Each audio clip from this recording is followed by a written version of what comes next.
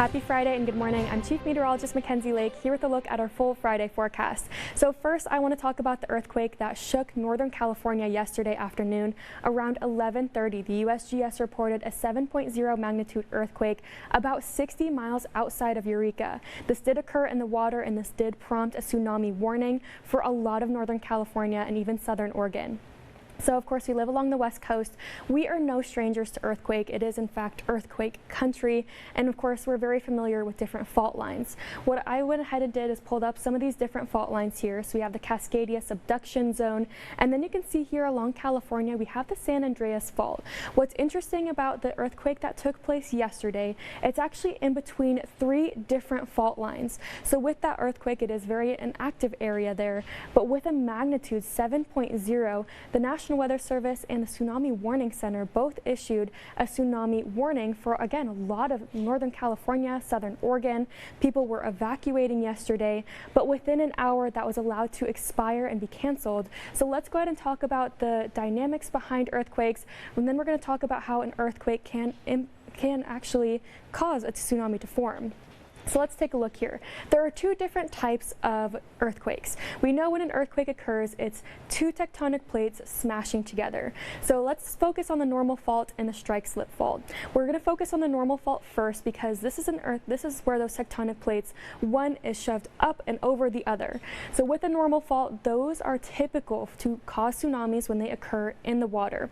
We also have a strike slip fault. That's where those tectonic plates actually move parallel to each other, still shaking the earth, still causing an earthquake there, but it's not as impactful when it happens in water versus that normal fault. So we're going to take a look here at what a normal fault would be looking like and those impacts that it causes. So you can see how plate B moved over and on top of plate A. That did displace a lot of water upwards. Of course, with that displaced water, it moves up and then it moves out. So with that displaced water, it travels really, really fastly. That causes a tsunami. Tsunamis can actually travel at around 500 miles per hour.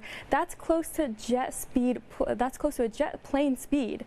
So that's something to keep in mind here. But again, this tsunami warning was actually canceled within the hour by the National Weather Service because we just had those tectonic plates moving parallel to each other. So luckily, all things were very, very calm after this. That cleanup effort from that magnitude 7.0 earthquake is underway, and things are looking a lot more calm.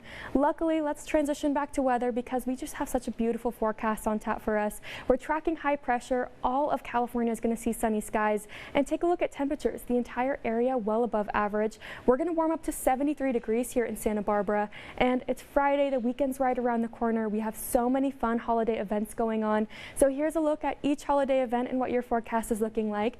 Tonight, starting at 5 p.m., we have the downtown Christmas tree lighting, so make sure to head outside. It's a great event for the community, also a really fun event for those kiddos. But if you are traveling with kids, you'll want to make sure to have them bundled up because not only is tonight going to be pretty cool, but we have so many other events that it's going to be pretty cool heading into our weekend as well.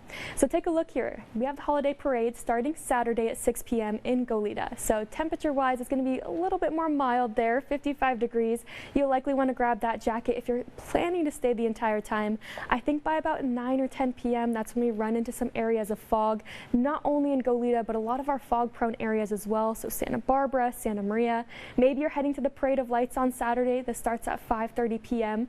Make sure to come say hi to the KEYT crew. A lot of us are going to be there, myself included, but I'm going to be bundled up because take a look at temperatures. We're cooling off, and we're cooling off quickly. 55 degrees there by about 7 p.m. And if you're staying here in Santa Barbara, you want something to do on Sunday, well, starting at 5 p.m. we have the Santa Barbara Boat Parade. Take a look at those temperatures. It is going to be pretty mild, 65, a little bit of clouds out there. I think we'll probably see more fog rolling in as well.